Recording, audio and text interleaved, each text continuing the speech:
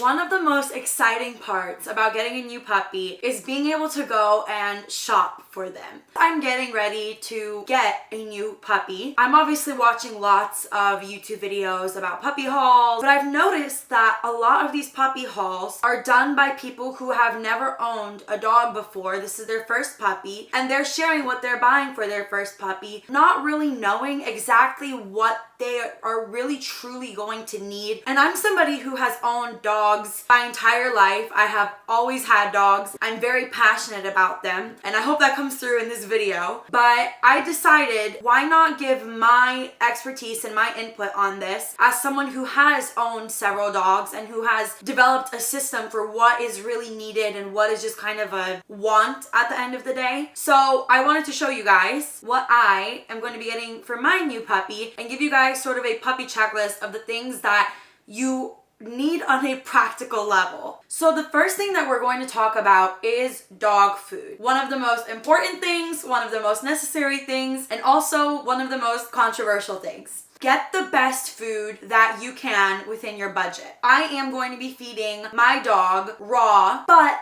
I understand that that's not attainable for everybody. If you can't feed raw, go to the next best thing, whether that's going to be a fresh food. If you can't do fresh food, do a high quality, preferably grain-free kibble, and just kind of go down the list. I'm on BJ's Raw Pet Food. This is what I'm going to be feeding my dog. I'll get into a couple other brands after we kind of go over this. So obviously you've got dogs and cats here. We're talking about dogs though. You've got lots of different choices of foods here. I'm going to go for complete meals.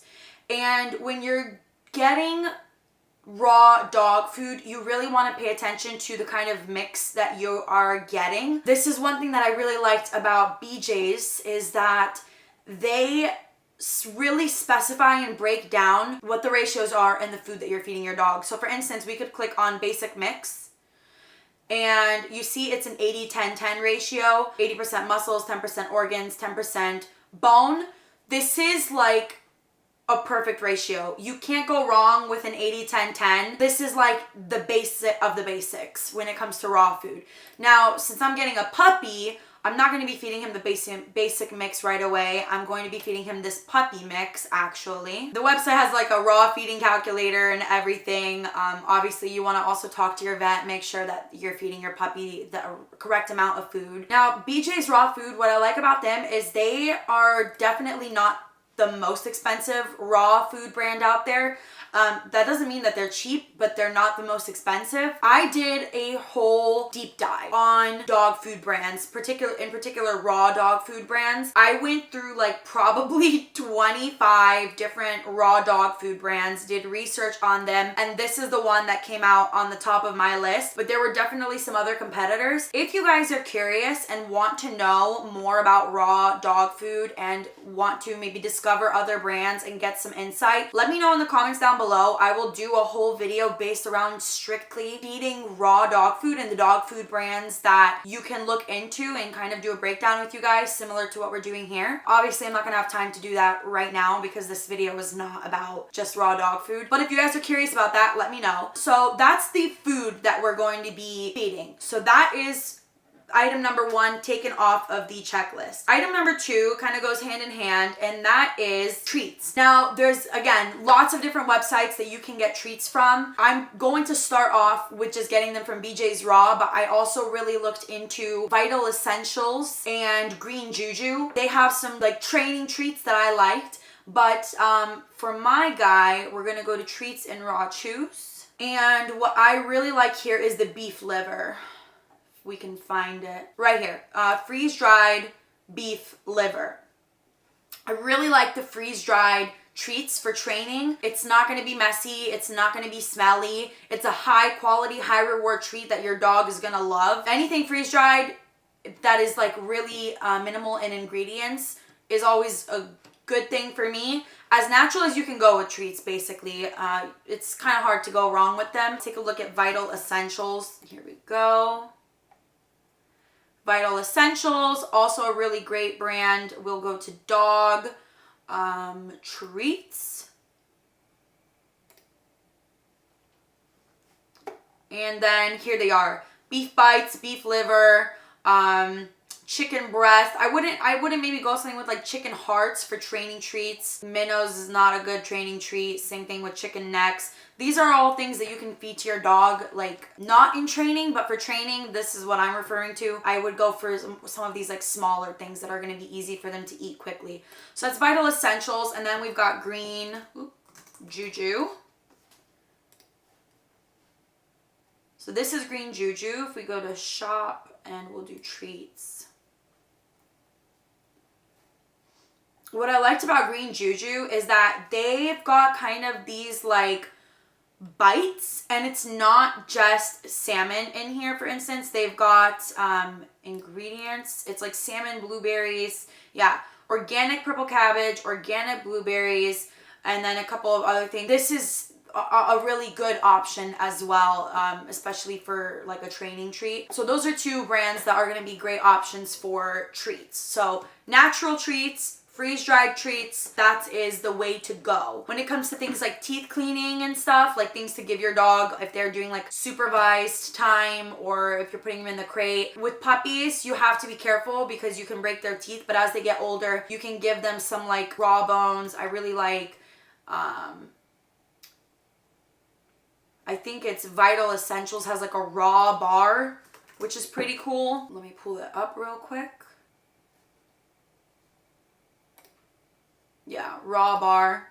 So this is cool because it's basically like bully sticks, duck heads, pig ears. Also though, side note, you can get a lot of these things at like Home Goods or TJ Maxx for a fraction of the price. You have to be careful. You have to really like look out and find the ones that is truly like single ingredient, but they're out there, and they're good quality as well. So, but if you want to shop online, Vital Essentials is a good place to get like those raw necks, heads, hooves, things of that nature. So that is food and treats done. Then you're going to need a place to put all of those things, as in a food bowl. When it comes to the food bowls, you can go as bougie as you like. You can go as simple as you like.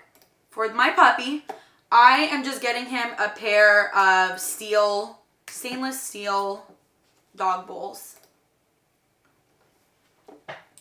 And I will link as much of the stuff that I'm getting as I can below.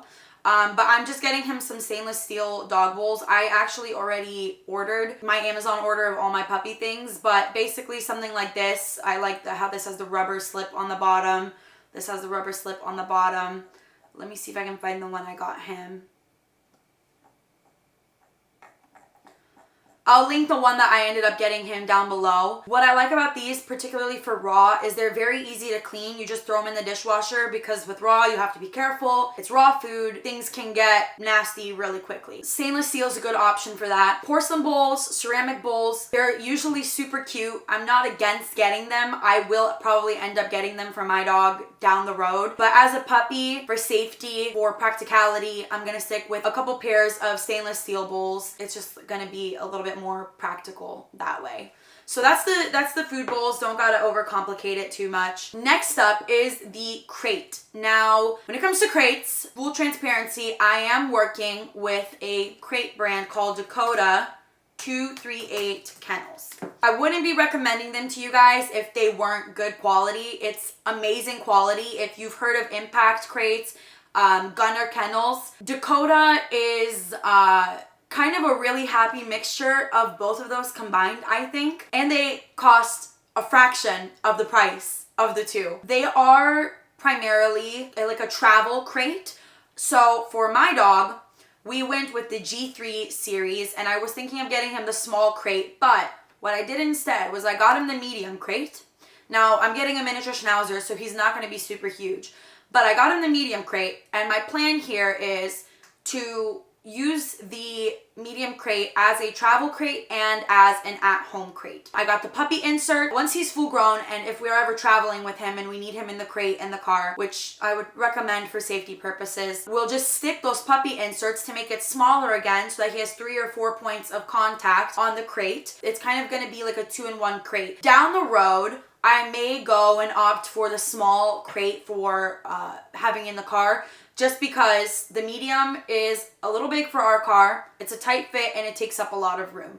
But for now, practicality purposes, we're gonna kind of multi-use it. So they've got obviously the G3 series. Their crate series is their newest series, and it's basically makes their crates even more affordable than like the G3 series crates. That's Dakota 283 kennels. That's what I got for my dog. It already came in. I already ordered it. Impact crates are a great option too, but they are going to be more expensive, and I totally understand that that's not affordable or feasible for everybody, but it's there. But take a look around. If you can get a Dakota 283 kennel, I would recommend it. They're awesome. If you can't though, there's other options, and Amazon, Target, Walmart, you can even get crates from those places, regular wire crates. Hope it's not getting too dark for you guys, because I am filming a little bit later than I would like to, but we are going to troop on. So that is the crate taken care of. Next up, we have the things that are going to go inside the crate. This is one of the big things that I saw with a lot of the channels on YouTube and lots of videos. Everybody loves getting a super fluffy, cute bed in their crate. The fact of the matter is they're young. They're going to rip it up. They're going to go through a teething stage. They're going to go through the teenager phase. They're going to have accidents in it, and that cute bed that you bought them probably isn't going to last that long. I recommend just going with blankets. They're easy to wash. They're cheaper, so if you need to throw it out, you can. You can go to Amazon and get these things, or you can go to, again, Home Goods, TJ Maxx. They always have some sort of like dog blankets there.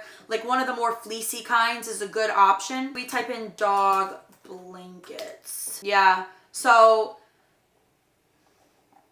something like this is really nice because it's a little bit cozier for them, especially when they're puppies. This is good. Something like this, even like the 1-pack 3 blankets. It doesn't have to be expensive. It maybe is not going to be the most aesthetic, although I'm sure you can find some that are aesthetically pleasing in here. This one as well. This one's more aesthetic. $17 for 3 blankets. Yeah, just be mindful of their puppies. Things are going to happen down the road. I would 100% get them a nicer bed, a nicer sleeping area, but when they're younger, I just don't advise it. All those fun and good things will come. I promise you guys, they're gonna come, but just try to be mindful when they're puppies. You gotta really think on a practical level. So with that being said, that's the dog blankets. Now, if you did want to get a dog bed, I would recommend one of the ones that has sort of like a border around it. The reason why I like that is because when you're doing place training or stay training, the border is really clear for the dog to understand. If they try to overstep that border, you know that they need to go right back in there. You place them, you tell them stay or place, whatever command, however you're teaching it, and the dog very quickly learns, if I step over this border, I'm just gonna get put right back into this bed. So I really like those kinds of beds because it makes it really clear. Again, Home Goods or Amazon are great places to get very affordable dog beds if you wanted to go that route. I probably will with my dog once he's a little bit older. Another thing that I would really recommend is a place bed, I think is what it's called for dogs. Yeah, so something like this, I literally think this is maybe the one that, so something like this, you can see this one's even in my list. I think this is the one that I maybe ended up purchasing. Something like this is, again, great for place training because it's a very clear boundary. If the dog steps off, you can put them right back. So especially as they're puppies, when you're giving them like supervised playtime or supervised downtime. So that's the bed. That's the raised bed or place bed. Collars. Ugh. Okay, I've got my light up. Hopefully that's gonna help at least a little bit. When it comes to collars, it comes down to preference. I'm gonna show you what I'm gonna be using for my puppy, and it has to do with the way that I'm gonna be training my dog. I know everybody kind of has their own way of training. That's another thing that I could talk about for ages, like the steps that I'm gonna be taking with crate training, place training, obedience, heel, and recall. These are all things that I'm gonna be doing with my dog. If that's something you guys would be interested in and learning how to do, let me know. I'm not one of those trainers that is like super hardcore. I'm also not one of those trainers that is super lax. I think I'm a kind of a healthy in between, but I am sure you guys will let me know down below. So I'll show you what I'm getting for my dog. I'm gonna go to Small Pet and Show. You can go to Leashes and Collars. I'm gonna go to Small Pet and Show because I'm getting a smaller breed dog. He's gonna be very small as a puppy, so I want to make sure that I'm not hurting him because that's a big thing with these collars and leashes is you don't want to hurt your pet. So for my dog, I'm going to be using a slip collar and a slip lead. I'm not a big fan of flat collars on puppies in particular, because they are so young and flat collars put a lot of pressure on their neck. So if you're pulling or if they're pulling, you're putting a lot of pressure on their neck. You can hurt their trachea, their vocal cords. It's like a whole thing. When they're older, I think it's just fine. If you need it when they're a puppy, I think it's also okay to have on them, but I wouldn't be using it as a tool. If I had a flat collar on my puppy, it would strictly be to display their name and like my information in case they were to get out of the house, which shouldn't be happening. That's strictly what I would use it for. Any training use, I would be using a slip collar or a slip lead. This is what I ordered for my puppy. So it is a slip, this is a slip lead. This is a 1/8 inch diameter, so it's not very thick, it's not going to be super heavy, and it's not going to be weighing him down. So I got one of these. This is what we will use basically as like a safety net type of lead, or when we're doing close proximity training. And in all honesty, I'm probably going to be avoiding using this leash until he is like 4 or 5 months old. I'm going to try to not use a leash if I can avoid it. There are obviously some situations where you have to have it as a safety measure, which I understand. Get 10% off. Shoot. Why didn't I do that when I ordered my stuff? Man. Okay. That's all right. A slip collar. This is the same line, Mendota. Same thing. I got the 16 inch because he's going to be small. The 16 inch is going to be like a mini slip leash when he's going to be young. You want to make sure that you're getting a size that is going to be able to fit around your dog's head. Not around their neck, around their head, because it has to basically go around the widest part of their head. So you want to make sure you're getting it around there, and like probably a couple inches bigger than that, just to be safe. Now, obviously, if you have a larger dog, you can go with the smaller size and go up sizes as they grow. That's probably what I would do if it's a really big dog. If you can get away with getting their adult size, do it. You'll probably be fine. The next thing that I got was this Mendota snap leash. This is just so it can connect to the slip collar. So the slip lead is basically like a combo of these two, but I just wanted to have two separate options in case I need it for different training scenarios. So we've got the slip lead, we've got the slip collar, we've got the snap-on leash, and the next thing that I'm going to get is going to be in, I believe, training and hunting, which is this Mendota training tab. So this is another thing that I can connect to his slip collar, and the point is that it's going to be shorter than the lead, but longer than just grabbing them by the collar. This is again for like scenarios where you're maybe on the ground with them and you're doing some close proximity training. This will be great for that use. So I just got one of those. They're not overly expensive.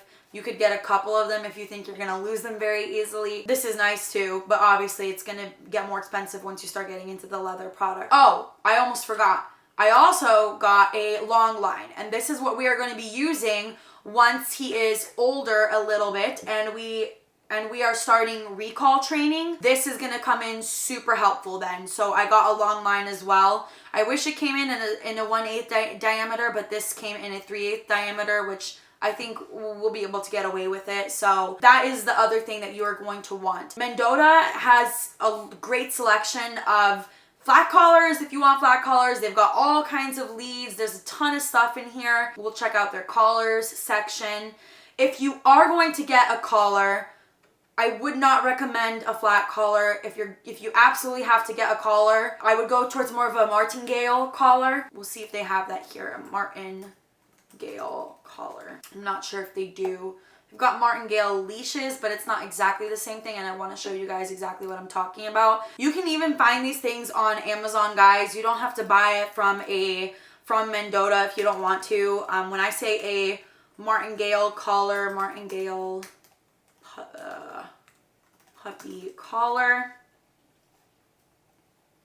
this is what I'm referring to, or you could even get one of these. This is again just to, it works the same as a slip lead, but it just comes in kind of a flat collar, more traditional collar format. Like I said, everybody is different. Some people are going to be really against this and they're only going to want a flat collar. If I could implore you to do one thing, it would be to not buy a harness. I know it's hard. I know harnesses are super cute. They come with the leash sets and the collar sets and the whole shebang. I get that they're cute. It's really bad for when it comes down to dog training. It's really, really bad. Your dog is going to learn how to pull. That's what harnesses are intended for. for. It's for a dog to pull, for sled dogs. You've seen maybe those sports where a person is running and the dog is pulling them, or they're biking and the dog is pulling them. That is the intended use for a harness. It's really bad to teach your dog how to walk by your side. It's just not gonna happen. They're gonna pull. The pressure distributes perfectly for them to pull. If I could dissuade you from getting a harness, I would not get a harness, at least not until they are older and they've learned how to walk by your side with a loose lead. So that's one thing I will say. There's lots of great websites and brands to find collars. I've researched, I've got some more active wear brands. I have some field dog brands. I've got some like boutique luxury brands. If you guys are curious about that, let me know. I could do a whole nother video on just places to buy like leashes and collars from. All this to say, I'm not against buying cute stuff for your dog. And I'm going to do the same thing for my dog when he gets older. I just know that the puppy phase is so important, and sometimes the end goal has to kind of come over the looks and the aesthetic, at least in the beginning while you're training. That's the mindset that I have going into it. So that is our leashes and collars. With that, you maybe will want to get a ID tag for your dog. Etsy has super cute, like more customizable options, or you can just go to PetSmart, Petco. They can engrave it for you right then and there. The next thing that you're going to need is a place to put all of your treats. There are dog training pouches. If you want to go that route, go that route. There's some cute options on Amazon. I'll look them up right now. Dog training pouch. You can 100% get some from Amazon. You can get some from Etsy. You can get some from Petco, PetSmart, if you wanted to. I really like Wilder Dog. I think that they're not too bad of a brand. There was this other one. I really like this one by Clever Pup. Wilder Dog has a larger treat pouch that I was liking and that I considered.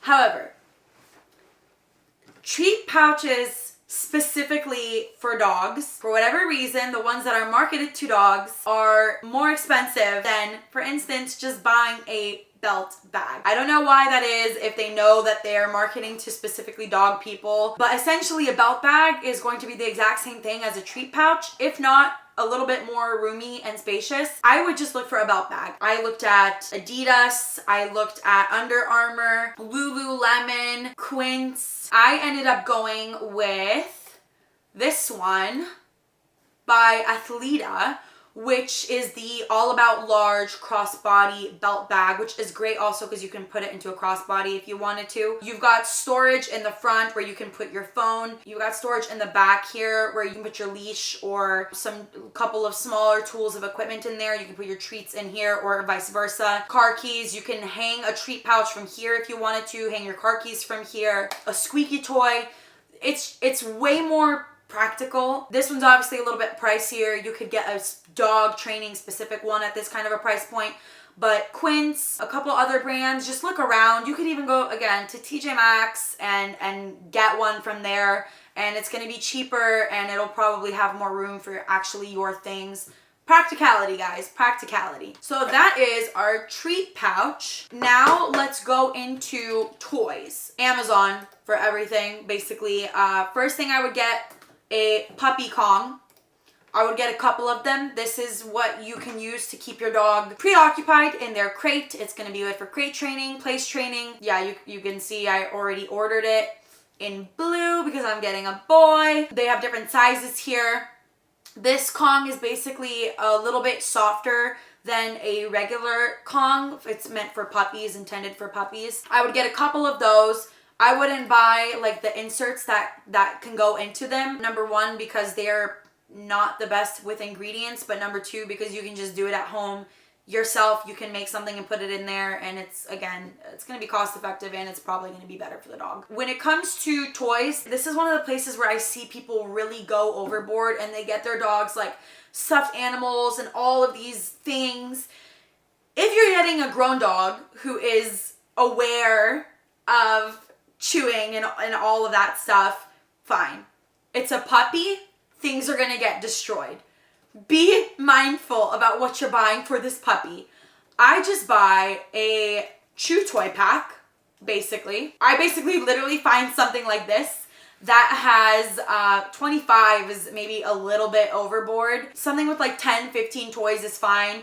it's relatively cheap for the amount of toys that you're getting. And I really like these materials, like the paracord materials, rope materials. These ones with the tassels, I'm a little bit finicky about because puppies usually like to tear that up and then they swallow it. So you got to be careful about that. But these kind of like chewy balls, there's a couple of stuffies in here, bones. This is like these textures, they're going to love this as they are teething. And it's going to be way harder for them to destroy. So that's a good option. I like this carrot here. This is good. This is probably the one I ordered. Yep, this is exactly the one that I ordered. You can see it's got lots of different textures, things for them to chew, ropes, and like rubbery stuff. This is going to be perfect for him. It's going to keep him occupied. As he goes through one toy, you just chuck it, you give him a new one. Another thing I'm going to be getting for my dog in particular is kind of like dummies, basically. So if you're not into the whole like field dog thing, which I think most people aren't, I'm not even really into it. I just appreciate it to an extent. My dog is not going to be a field dog. He isn't a field dog. He is a ratter though. So miniature schnauzers were bred to flush out rats basically in barns and farm type environments and then exterminate them basically. So what I like about dog and field is that their whole thing is kind of based around how like allowing working dogs to work. What I really like about dog and field is they've got these rabbit dummies, and although it's not a rat, it's going to be the closest type of texture to a rat. For instance, I really like this one because it's a ball, so it's like a typical dog fetch type toy. They've got all kinds of dummies. I already ordered a couple dummies. I got one like this. I got a rabbit ball like this, and I think that's all I got for now. But they have like these bird type ones and everything. So I would recommend it. They're very durable. They're going to last a very long time. It's going to be hard for your puppy to destroy. I wouldn't give it as a chew toy, but something to play fetch with them or to play in the yard with. It's a good option. The next thing we will look into are like training specific tools, that being clicker and a whistle. Again, it depends on what kind of training style you are doing with your dog. Not everybody is going to utilize a clicker or a whistle. I am not going to utilize a clicker. I personally think it's a little bit impractical. I don't like having to click because sometimes my hands are preoccupied with several things, and in order to tell your dog they did something good, you have to click. It's just not my style of training. I'm going to use a yes command, and that's going to be like his marker basically. But if you did want a clicker, the clicker that all dog trainers are using is the Acme. The Acme Clicker 470 is the one that basically most dog trainers are going to use. This one right here. When it comes to whistles, I'm going to be using the whistle for recall training. That one, I'm also doing Acme. I'm doing the 210.5. There's a 210.5. There's also a 211.5. The 210.5 is going to be like a closer range whistle basically. So this is going to be a high pitch. So the 210.5 is going to be for close range work basically, and by close range I mean like this goes up to I believe 90 meters. The 211.5 can be heard up to 450 yards away, I believe, which is gonna be overkill for most people. The 210.5 will be fine for most people, but if you wanted to do the 211.5, you could. We are almost there, guys. Hang with me for just a little bit longer. The next thing that you're going to want to look into is grooming supplies. Now, when it comes to grooming supplies, this is going to really depend on your specific dog breed. Do a little bit of research. I recommend going to your dog's national club. So for me, it's the American Miniature Schnauzer Club. Literally just type in, if you have a Border Collie, American Border Collie Club. It will usually come up, and every single breed should have its own club. They will, most of the time, they will have like sections in there where they talk about like grooming needs. That's where I went to figure out the grooming needs for my dog. I mean, I already knew the grooming needs for my dog because I've had several schnauzers now. You could get essentially a Furminator if you've got like a double coat dog, but you got to be careful with those because it's easy to overdo the Furminator. I'm just gonna go straight to my account and show you guys exactly what I got. Yeah, so this is the first thing that that I got. This is a Greyhound style brush. Basically, this is what they use in shows. This is what they use on like particularly miniature schnauzers, but honestly a lot of handlers or owners will utilize this on their dog in the show ring. I got the medium fine option for that. This is a Miller's Forge stainless steel slicker brush. Slicker brushes are really easy to go wrong with. If you get one that is too sharp, it can really hurt your dog. So I like Miller's Forge because it's a renowned brand. A lot of the people in the show industry utilize this slicker brush. It may not be the prettiest, but it gets the job done the way that it needs to be done.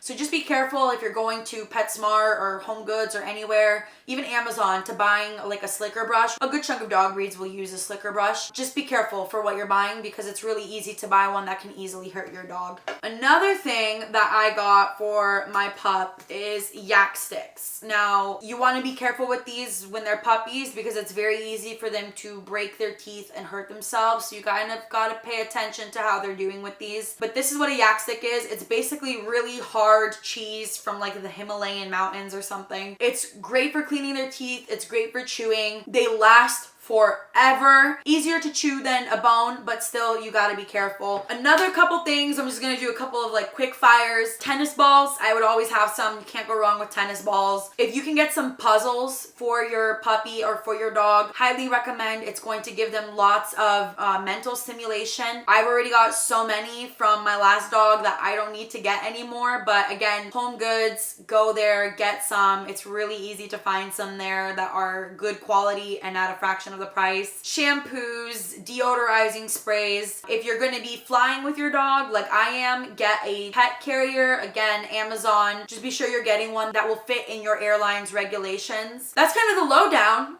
or the not very low down, on everything that you need for your dog. Stay tuned. Once all these items come in a couple of weeks, I'm going to do a puppy haul and I'll show you everything in person. The kennel, the toys, everything.